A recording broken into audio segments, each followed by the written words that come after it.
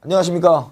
와우패스 수강생 여러분 반갑습니다. 저는 여러분들의 테셋의 처음부터 끝까지 책임을 질 서우성입니다. 반갑습니다.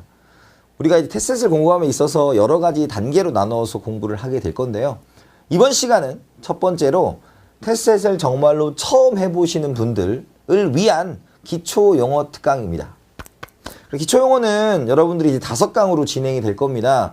그래서 미시, 거시, 국제, 금융, 그 다음에 경영시사 이렇게 5강으로 진행이 될 거고요. 이제 기초다 보니까 너무 깊거나 그런 얘기는 하지 않을 거예요. 다만 이 강의의 초점은 뭐냐면 테셋이라는 부분이 이러한 용어들과 이러한 과정들로 이루어져 있다라는 것을 보는 겁니다. 아시겠죠? 그래서 첫 번째 시간 미시 경제학이고요. 여기에 나와 있는 자료들은 아마 다운을 받으실 수 있을 거고 저는 텍스트의 내용을 띄워놓고 그것에 대한 보충 설명을 하면서 진행을 하도록 하겠습니다. 준비되셨죠? 이제 힘차게 출발해 보겠습니다. 첫 번째는 우리가 합리적 선택이라는 것을 보는 거예요. 그래서 경제학은 우리가 두 가지를 좀 생각을 해야 됩니다. 첫 번째는 과거는 별로 중요하지 않아요. 과거는 중요하지 않으니까 매몰 비용에 대한 지나가고 회수 불가능한 것들에 대한 매몰 비용은 배제하고요. 두 번째는 앞으로 나아갈 미래에 대해서만 연구를 한다라는 겁니다. 그래서 두 가지가 기본이고 특히 가정도 되어 있는데 첫 번째 주제는 합리적 선택이에요. 그래서 이 합리성이라는 거의 첫 번째가 뭐냐면 독립된 행위자가 의사결정을 할 때 주어진 제약 속에서 자신의 효용을 최대화하는 방안을 선택한 것이다 라는 거예요. 그래서 포인트가 뭐냐면 합리적이라는 것에는 감정적인 요소를 담을 필요는 없어요. 그래서 뭐가 도덕적이냐 아니냐 이런 거 다 없고요. 계산만 하는 겁니다. 두 번째는 효용이라는 건데 효용은 우리가 잠깐 하겠지만 소비자 이론에서 나오는 거예요. 근데 쉽게 생각하면 우리가 무언가를 산단 말이죠. 여러분들도 이 강의를 샀단 말이죠. 샀다라는 것은 만족감이라는 게 생기는 거예요. 만족감. 내가 이거 샀어요. 신발을 왜 삽니까? 발을 보호하기 위해서? 아니에요. 발을 보호하기 위해서라면 기본적으로 신발 한 켤레에 비상용 2켤레만 있어야 되지만 여러 가지 신발을 구비해 놓고 내가 만들어낸 스타일대로 가는 거니까 그것을 우리가 만족감이고 그걸 효용이라고 표현을 합니다. 그래서 소비에 따라오는 것이 뭐다? 효용이다 라는 거예요. 최대한 방안 선택하고 도구적 합리성, 목표 그 자체가 아닐 경우를 달성하기 위해 가장 효율적인 방법을 모색한다. 합리적 선택은 최소의 비용으로 최대 효과 편익을 얻는 선택이다. 이걸 우리가 효율성이라고 하죠. 그래서 효율성이란 단어, 형평성이란 단어가 있는데 효율성은 최소 투입, 최대 단출, 목표 달성. 근데 이런 뜻을 물어보는 시험 문제는 없어요. 단 시장 경제에서는 대부분 효율성을 중시한다. 이 정도로 생각을 하시면 되겠고요.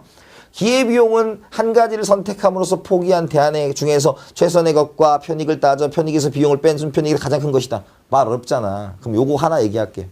우리가 이제 앞으로 선택일 때는 간단해요. 여기 있는 내용을 우리가 넣어놨으니까 한번 읽어본 거고 플러스 얻는 게 있겠죠. 플러스 얻는 게 있다. 그걸 우리가 뭐라고 한다? 편익이라고 그래요. 편익. 물론 생산에 있어서는 이게 총수입, 똑같은 말 매출액. 우리가 영어로 토탈 레비뉴 이렇게 표현을 할 겁니다. 편익이 있고 그 다음에 마이너스로 들어가는 게 비용인데 둘 중에 뭐가 크냐? 당연히 편익이 큰 거를 선택하는 게 기본적인 합리적 선택입니다. 그런데 여러분들이 이 강좌의 특징이 뭐냐면 여러분들이 구체적인 내용을 살피는 것보다 여기서 무엇을 초점을 맞춰서 공부를 해야 되겠다라는 게 기본이에요. 그렇죠? 거기서 비용일 때 우리가 기회비용이라는 게 있고 더하기 매몰비용이라는 게 있는데 아까 간단하게 얘기했죠. 매몰비용은 회수가 불가능하다. 지나간 시간에 대한 것. 그쵸? 그 다음에 먼저 구매해버렸는데 환불이 불가능한 것. 이런 것들이 매몰비용이고 매몰비용은 고려 대상이 아니고 기회비용이에요. 근데 기회비용은 우리가 돈을 쓰려고 하는 거예요.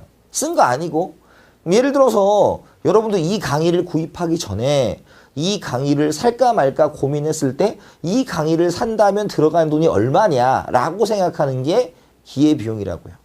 따라서 이 기회비용은 뭐다? 명시적 비용과 암묵적 비용으로 나뉘는데 요 두 가지를 나중에 여러분들이 집중해서 공부하셔야 돼요. 지금은 기회비용이 뭐다? 선택 시 들어가는 비용인데 여러 가지 비용 중에서 포기한 것 중에 가장 큰 것이다 라고 생각하시면 됩니다.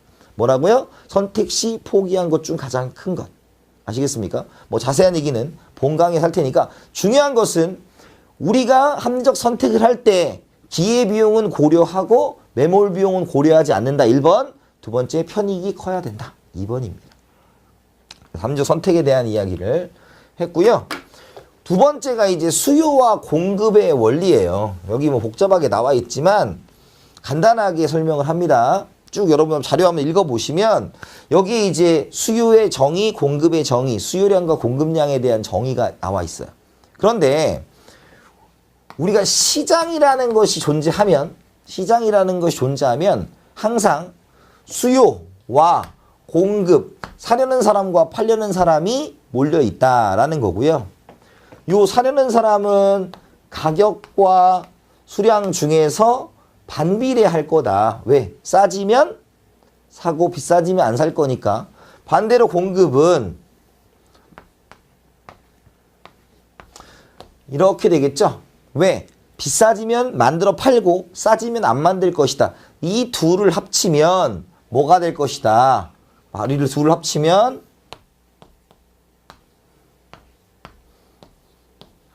수요와 공급이 만나서 균형 가격과 균형 거래량을 이룰 거예요. 이 그래프를 그리는 방법은 나중에 자세하게 설명해 드릴 겁니다. 하지만 여러분들 여기서 가져가야 되는 건 뭐냐면 수요와 공급이라는 것이 그래프로 얘기가 되고 그것이 만났을 때 균형 가격과 균형 거래량이 만들어진다라는 것을 우리가 알아야 되고 어떤 시장이든지 간에 수요와 공급이 함께 만나야 된다라는 거겠죠. 만나지 않는 케이스들은 또 본 강의에서 얘기하겠지만 시장은 뭐가 있어야 된다고요? 수요자, 사려는 사람과 공급자, 팔려는 사람이 함께 존재하여야 한다라는 것 명심하셔야 됩니다. 아시겠죠? 그 얘기에 대한 이야기 한번 읽어보시면 될 것 같고요. 여기까지는 여러분들이 많이 잘 아세요. 근데 이제 여기서부터 이제 본격적으로 어려운 것들이 시작이 되는데 이제 탄력성입니다. 탄력성. 탄력성은 뭐라고 써있냐면 한 변수가 변화했을 때 그 영향으로 다른 변수가 얼마나 변화하는가를 나타내는 척도다. 보통 각각의 변화 비율로 나는 비율로 표현한다. 말 어렵잖아요. 잘 보세요. 우리가 이제 말을 뭐 하는 거냐면 줄여서 표현하는 연습을 하는 거죠. 탄력성이라는 게 테스트에 5가지 정도가 나와요. 첫 번째가 수요의 가격 탄력성, 두 번째 수요의 소득 탄력성, 세 번째 수요의 교차 탄력성, 공급의 가격 탄력성, 마지막으로 화폐 수요의 이자 탄력성, 요 5가지가 나와요. 그런데 쉽게 생각해요. 우리가 뭐뭐의 탄력성 이렇게 표현하는 거예요. 근데 앞에 있는 게 뭐냐면 수요의 가격 탄력성이니까 여기 결과야, 결과. 여기 원인 이렇게 쓰는 겁니다. 그래서 원인과 결과의 관계를 우리가 한번 생각을 해보는 거예요. 예를 들어서 이건 만들기 나름이에요. 여러분들이 공부 시간과 테스트 점수와의 관계를 알고 싶다. 그러면 우리가 공부를 해야 테스트 점수가 나오죠. 그러니까 앞에 있는 원인이 뭐야? 공부 시간의 테스트 점수 탄력성. 아니지. 여기가 결과니까 테스트 점수의 공부 시간 탄력성 이렇게 하시면 돼요. 그럼 만들어내기 나름인데 쉽게 가면 결국 우리가 이것을 사용하는 이유는 줄여서 쓰자는 거죠. 말이 너무 기니까. 경제학은 이제 미국에서 왔잖아요. 미국에서 왔어. 근데 거기서 할 때 다 용어를 줄였습니다. 줄였어. 그것도 마찬가지로 우리도 줄여 써야 되는데 예를 들어서 우리가 수요의 가격 탄력성이라고 하면 앞에 있는 게 뭐라 그랬어요? 앞에 있는 게 결과, 뒤에 있는 게 원인이라 그랬죠? 이것을 이제 공식으로 나타내는데 먼저 요 얘기를 하는 거야. 탄력적인 것은 무엇이고 비탄력적인 것은 무엇이냐라는 걸 따지는 거죠. 그럼 탄력적이다라는 것은 원인과 결과 중에서 결과가 클 때 탄력적이라고 표현하는 거예요. 이해가세요? 예를 들어서 수요와 가격이 있으니까 가격이 변했을 때 수요량이 확 변한다. 그럼 탄력이에요. 그죠? 반대로 비탄력적인 원인과 결과 중에서 뭐가 쓴다? 원인이 더 큰 경우를 비탄력적이라고 합니다. 그럼 예를 들어서 이제 아까 얘기한 것 중에서 여러분들이 뒤에 거시 차원에서 가면 힘들어하는 게 뭐가 있냐면 이게 있다고요. 화폐 수요에 이자율 탄력성이에요.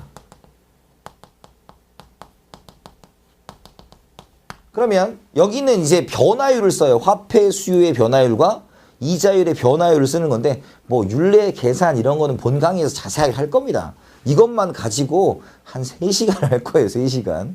근데 여기는 이제 기초 강의니까 기초 핵심 용어니까 생각을 해보면 감을 갖고 가자고요. 이자율이 원인이야.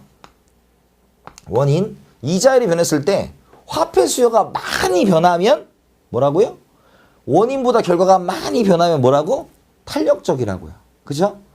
반대로 이자율은 많이 변했는데 화폐 수요가 안 변해. 결과가 안 변하다. 그걸 뭐라고 한다? 비탄력적이다라고 표현을 하는 거라고. 이해갔습니까? 결론은 우리가 어떠한 탄력성을 만나든지 간에 첫 번째 뭐다?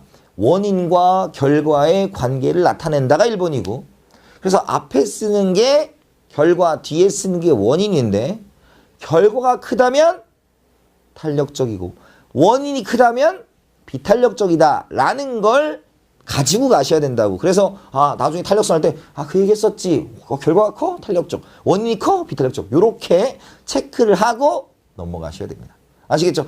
그러니까 지금 이 강의를 하는 이유에 대해 자꾸 생각해 보셔야 돼요. 뭐냐? 나중에 조금 어려운 단어가 나오더라도 지금 예방 접종하는 거예요. 그때 맞아. 탄력성은 원인과 결과의 관계였지 라고 하는 것을 명심하셔야 됩니다. 아시겠죠? 탄력성. 그 다음에 이제 한계 효용의 체감의 원칙이라는 게 있죠. 한계 효용. 이제 뭐로 가냐면 우리가 이 소비자 이론으로 갈 거예요. 소비자 이론. 근데 참고로 말하면요. 여러분 테스트에서 유의사항이 하나 있습니다. 테스트의 근본적인 출제 이유에 대해서 한번 생각을 해보시면 한국경제신문사가 우리가 경제 전반에 의한 그러한 생각, 그러한 이해도를 높일 수 있느냐가 기본적인 포인트예요. 그렇죠? 그런데 이쪽 파트에 굉장히 중점을 둔다 안 해요. 신문 볼 때 우리가 효용이라는 단어 읽어본 적 있어요? 없어요. 기본적인 이런 상식선에서 아는 정도지 이걸 가지고 수학적으로 막 도출하는 건 경제학 언론 뭐 참고로 말하면 저도 다른 쪽 경제학을 하고 있으니까 더 하이 클래스도 하고 있지만 이거는 그렇게 하는 게 아니에요. 그냥 여기서는 상식선에서 소비자 이론을 가시는데 소비자 이론에서 알아둬야 될 것이 뭐냐면 요 한계 효용 체감이라는 거예요. 한계 효용 체감입니다.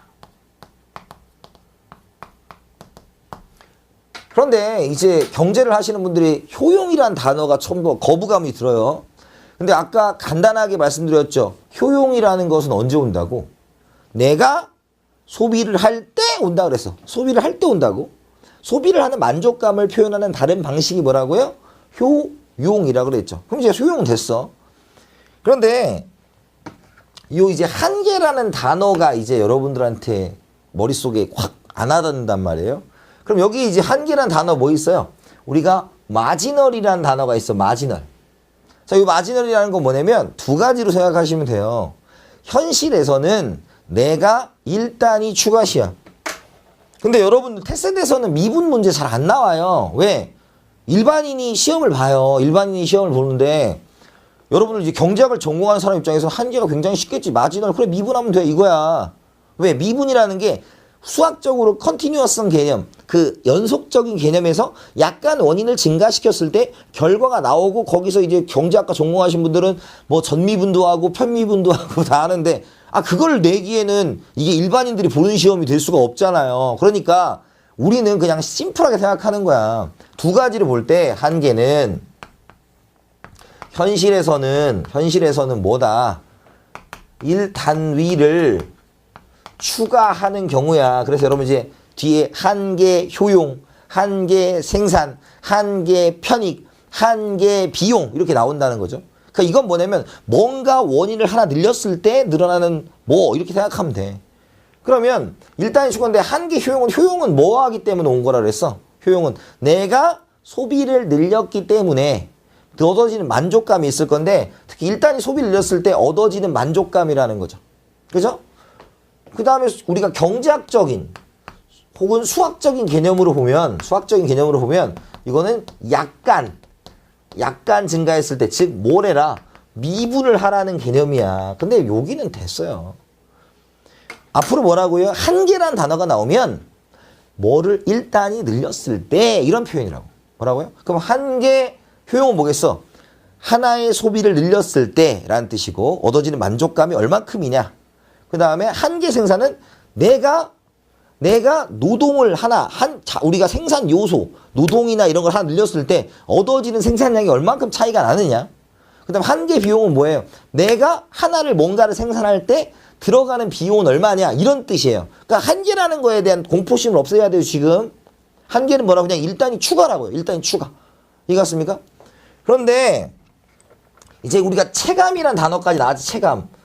체감은 내가 소비량을 늘렸을 때 한 단위씩 소비량을 늘렸을 때 얻어지는 만족감이 어떠냐 이런 얘기야. 쉽게 생각해요. 빵을 여기 10개 깔아놓고 감독님도 이제 집에 가서 한번 해보시면 이제 빵을 이렇게 하나씩 먹는 거지. 하나 먹었을 때 만족감 써. 그럼 7개쯤 되면 이제 짜증날 거예요. 그 10개쯤은 토하지 않을까요? 그러니까 우리의 만족감, 즉 우리가 뭔가의 소비를 늘리게 되면 질린다 이거야. 그걸 우리가 한계 효용의 체감은 떨어진다는 거죠. 정리하면 일단이 무엇을 했을 때 일단이 소비를 늘렸을 때 얻어지는 만족감이 줄어든다. 그죠? 그 다음에 이것도 있어. 수학 체감의 원칙이 있고 그 다음에 한계 비용은 체증하는 거죠. 수학 체감은 다시 표현하면 한계 생산이 체감한다라는 얘기야. 그죠? 이건 뭐라고 했어? 내가 생산 요소나 늘렸을 때 얻어지는 생산량이 점점 줄어든다. 내가 한 단위를 더 생산했을 때 들어가는 비용은 점점 늘어난다. 라는 얘기를 하는 거죠. 그래서 테스트에서는 이 소비자 이론 쪽에서는 한계 효용 체감하고 두 번째 얘기하는 게 무차별 곡선이라는 게 있어요. 무차별 곡선.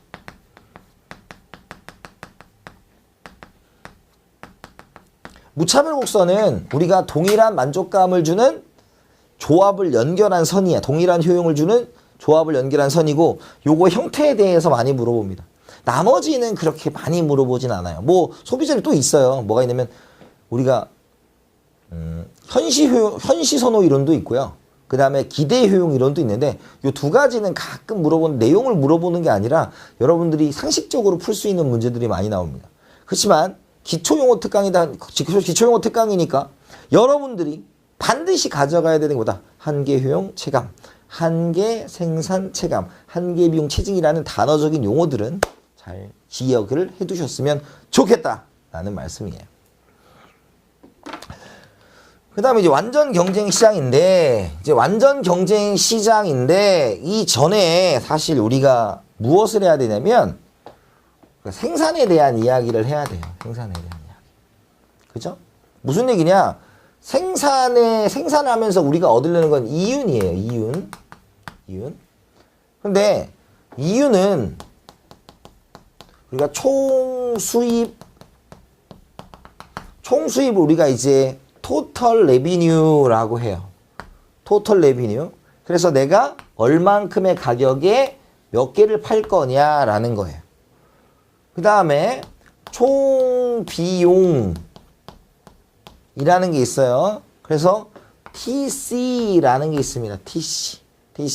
그래서 토탈 코스트고 요것은 비용인데 여기서 이제 Q를 구하는 게 이제 생산함수예요. 생산함수.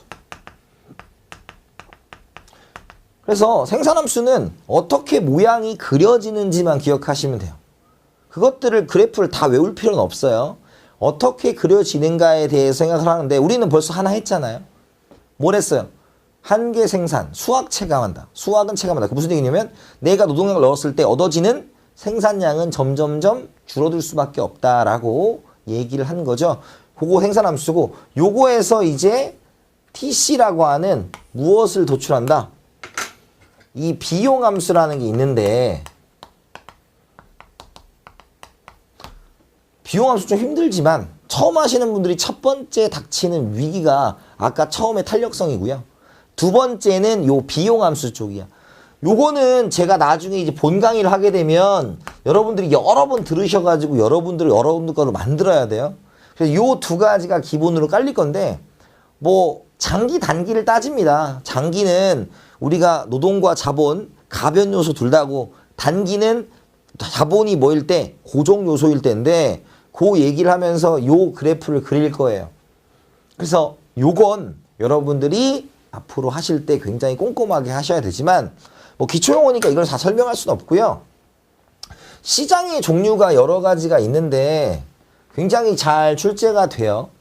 그래서 시장의 종류가 완전 경쟁 시장, 독점적 경쟁 시장, 과점 시장, 독점 시장 이렇게 있고요. 완전 경쟁 시장과 독점 시장에 대한 이야기가 굉장히 많이 출제가 됩니다. 근데 완전 경쟁 시장은 경제학에서 분석의 기본이 되는 시장이다라는 건 가장 이상적이고 효율적 시장이고요. 우리가 앞에서 배웠던 수요와 공급 그래프 그린 거 있죠. 그거 다 완전 경쟁 시장 가정하는 거예요. 가정하고 완전 경쟁 시장의 특징은 뭐냐면 우리가 경쟁이라니까 공급자가 수요자가 충분히 많아야 된다가 1번이고요. 두 번째 완전이니까 동질적인 상품이고 그 다음에 정보를 다 가지고 있어야 되고 자유롭게 이동할 수 있어야 됩니다. 그죠? 그래서 완전 경쟁 시장은 뭐가 출제가 되냐면 완전 경쟁 시장의 원리가 무엇이고 거기서 어떻게 손익분기점과 조업 중단점에 대한 이야기를 하는 건데 요거는 요것만으로는 알 수가 없고요. 우리가 아까 얘기했던 비용함수에 대한 분석이 철저하게 이루어져야만 됩니다. 철저하게 이루어져야 돼. 하지만 여러분들이 기억해야 될 건 뭐냐면 완전 경쟁 시장은 가장 이상적인 시장이고 효율적인 시장이고 최소 효율 규모를 가졌다. 요런 건데 거기는 이제 구분하는 게 기본이에요. 구분하는 게. 아시겠죠? 근데 이제 독과점이에요. 독과점. 독과점인데 뭐 간단해요. 우리가 완전 경쟁 시장에 대해서 한번 살펴봤고 완전 경쟁 시장은 뭐라고요? 가장 이상적이고 우리가 경제학을 계속적으로 하는데 필요한 시장이 완전 경쟁 시장이다 라고 말씀드렸고 두 번째로 많이 출제되는 게 독점 시장이에요. 독점 시장은 이제 생산자가 하나인 거죠. 생산자가 하나인 거야. 그래서 독점 시장에는 우리가 기본적으로 그래프 분석이 들어갈 거고 그 다음에 가격 차별이라는 것이 굉장히 잘 출제가 돼요. 그런데 이 두 가지를 하기 전에 먼저 기억해야 될 간단한 거예요. 한번 생각해보세요.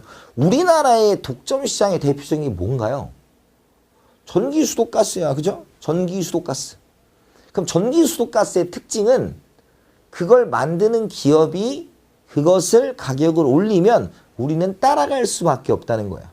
즉 그들이 시장 전체의 수요를 모두 다 가지고 있어요. 따라서 독점 시장에서 여러분들이 가장 기억해야 될 건 뭐냐면 가격 결정자라는 거예요. 가격 결정자. 가격 결정자. 이해가세요?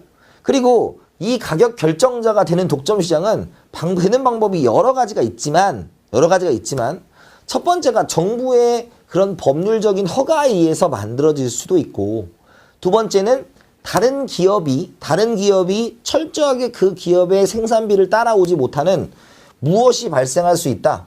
이 자연 독점인 경우가 발생한다라는 거죠. 왜? 규모의 경제가 작동해 독점 기업만 살아난다. 이 규모의 경제라는 건 무엇을 의미하는 거예요? 규모의 경제는 우리가 장기 비용 함수, 더 쉽게 얘기하면 생산을 하면 할수록 비용이 적게 드는 거예요. 이것은 한계 비용이 적게 들어간다. 총 비용은 아니고 한계 비용이 적게 들어간다. 평균 비용이 줄어드는 거. 그러니까 생산이 늘어날수록 평균 비용이 줄어드는 것이 우리가 규모의 경제라고 하는데 대량 생산하기 때문에 그런 거죠. 그래서 현실적으로는 독점 시장이 있지만 우리 시장의 효율성을 위해서는 타파되어야 되는 시장이 독점 시장이다.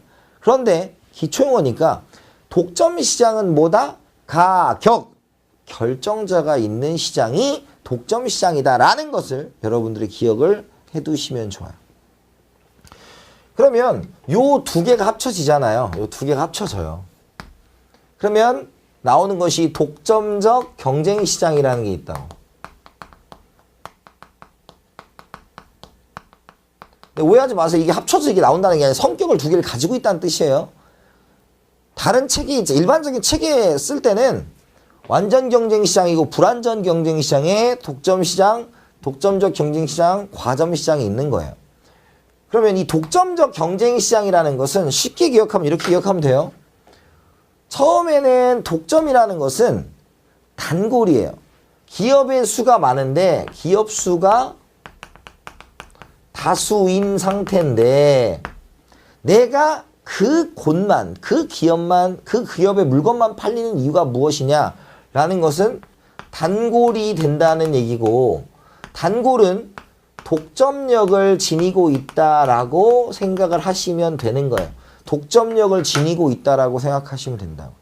이해가세요? 그러면 쉽게 말하면 식당, 맛집, 수많은 맛집이 있죠. 경쟁의 시장. 그런데 내가 그 중에서 왜 그 가게를 가느냐. 그것이 핵심 포인트가 되는 겁니다. 아시겠죠? 그래서 독점적 경쟁시장은 단기에는 독점력을 띱니다. 왜? 특수한 그 가게, 그 기업만 있는 상품이 만들어지기 때문에 단기에는 독점력을 띄어요.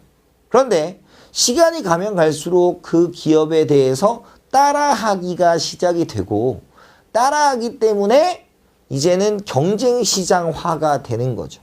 그래서 단기에는 독점시장, 가격 결정자의 성격을, 단기에는 완전 경쟁시장의 성격을 띠지만 최소 효율 규모는 달성되지 않는다. 예요. 그래서 상품 차별화. 당연히 단골을 만들기 위해서는 뭐가 만들어져야 할 거다?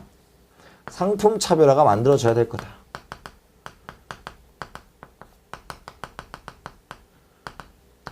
이런 것들이 독점적 경쟁시장의 특징이고요. 다시 쪽으로 와서 이제 과점 시장이 있죠. 과점 시장은 소수의 기업들이 존재하는 시장이고요. 이 기업들이 다른 기업의 영향을 받기 때문에 무엇이 이루어진다. 그 기업들의 영향을 받으니까 그 기업이 가격을 어떻게 설정하면 따라갈 수밖에 없는 거죠. 예를 들어서 지금 온라인 시장이, 제가 생각하는 온라인 시장은 이제 장차가 어떻게 될 거냐면 후발주자들이 들어와요. 후발주자들이 들어와요. 그러면 온라인 시장도 마켓이 과점이에요. 과점. 테셋도 과점이고 다 과점이지 않습니까? 그러면 장기적으로 볼 때는 이 인강이 거의 무료 프리패스로 풀릴 가능성이 높고, A사가 프리패스를 하면 B사도 할 수밖에 없고, B사가 하면 C사도 할 수밖에 없는 거예요. 그 구조가 계속 되는 거죠. 근데 만약에 셋이 모여가지고 하지 말자. 이게 뭐하는 짓이냐. 다 죽자는 얘기냐. 그러면 담합이 이루어지는 것이 뭐다? 요 과점 시장이 된다. 라고 생각을 해두시면 됩니다. 대표적인 얘기는 SK텔레콤, KT, 그 다음에 LGU+, 요 세 가지가 대표적인 과점 시장이 될 수 있다. 라고 보시면 돼요. 그래서 여러분들하고 우리가 테스트를 할 때 기본적으로 이런 과정으로 미시가 이루어진다고 보시면 돼요. 먼저 우리가 선택에 관련된 이야기를 할 거예요. 선택에 관련된 이야기. 선택을 한 후에, 그래서 편의과 비례비용 따지는 거 한 후에 수요와 공급, 그 다음에 균형 가격, 요걸 따지는 걸 할 거예요. 그죠? 다음 탄력성에 대한 이야기를 할 거고요. 탄력성에 대한 이야기. 그래서 네 가지 탄력성에 대한 이야기를 할 거예요. 여기까지는 이제 고등학교 과정하고 똑같아요. 그 다음에 소비자 이론을 할 때 아까 얘기한 우리가 소비나 한계 효용에 관련된 이야기들, 그 다음에 무차별 곡선에 관련된 이야기들, 그리고 기본 강의는 조금 더 자세할 거니까 현시 선호, 그 다음에 기대 효용 이론 같은 것도 다 다룰 거예요. 그 다음에 생산자 이론을 가겠죠? 생산자 이론. 생산자 이론은 우리가 생산함수, 비용함수 다 다루는 거예요. 생산함수, 비용함수. 그래서 여기를 잘 넘기셔야 돼요. 여기가 이제 강력한 위기가 한번 와요. 그 다음 우리가 이제 시장 이론이 되겠죠? 시장 이론. 시장 이론은 뭐냐면 시장 이론은 우리가 아까 얘기했던 것처럼 완전 경쟁 시장, 독점적 경쟁 시장, 과점 시장, 독점 시장에 대한 이야기를 해요. 근데 생산자 이론이 안 되면 이거 좀 어렵습니다. 그래서 여기는 이 두 가지가 패키지로 떨어진다라고 생각을 하시면 좋아요. 그 다음에 생산자 이론을, 시장 이론을 했으면 이렇게 갈까요? 이제 좀 보기 좋게. 시장 이론을 했으면 우리가 시장 실패로 가겠죠. 시장 실패. 그래서 외부 효과, 공공재에 대한 이야기 할 거고, 시장 실패했으면 정부 실패해야 되겠죠. 정부 실패. 근데 정부 실패는 간략하게 할 건데, 그 다음이 이제 조세에 대한 이야기를 할 거예요. 조세. 그래서 직접세와 간접세에 대한 이야기, 조세의 귀착은 어떻게 되는가에 대한 얘기. 테스트에서 이 조세에 대한 얘기 굉장히 중요합니다. 그래서 직접세는 소득이나 재산에 부과하는 것이고, 간접세는 우리가 소비에 부과하는 건데, 그 두 가지를 가지고 한계세율도 얘기할 거고, 한계세율은 뭐겠어요? 소득이 늘어났을 때 추가적으로 늘어난 세금이 얼마냐? 뭐 이런 얘기를 할 거고, 그 다음에 소득 분배에 대한 이야기를 할 건데, 이 소득 분배에서도 또 테셋이 좋아하는 용어가 진위계수, 로렌츠 곡선, 10분위 분배율 이런 것들이 나옵니다. 그거 정리를 잘 해두셔야 되고, 그 다음에 이제 공공경제학이라고 해가지고 이제 정치경제학적으로 뭐 투표의 역설 뭐 이런 것들에 대한 이야기를 할 거고, 그 다음에 최근에 이제 나오고 있는 게 이제 행태경제학이라는 게 있어요. 행태경제학. 그래서 뭐 프레이밍 효과는 뭐냐, 단내림 효과는 뭐냐, 기본적으로 용어들. 그러니까 여러분 요쪽이 생각보다 이제 행태경제학이나 공공경제학 쪽을 여러분들이 무엇이라고 받아들이는 경향성이 높다. 시사라고 받아들이는 경향성이 있어요. 요즘에 우리 이제 이중구 선생님 경제학 언론이나 맨큐에서도 좀 다루고 있는 부분이기 때문에 이쪽은 경제학 쪽에 더 가까운 겁니다. 그래서 이러한 일련의 과정을 통해서 여러분들이 테셋, 미시 쪽을 할 건데 오해하지 마세요. 항상 명심하시라고요. 테셋에서 기본은 미시예요. 그러나 미시에서 특히 이 소비자 이론을 깊게 팔 필요는 없어요. 제가 생각하기에. 기본적인 용어 정도고, 왜냐하면 수학적으로 도식화시킬 수 있는 부분이 굉장히 많아요.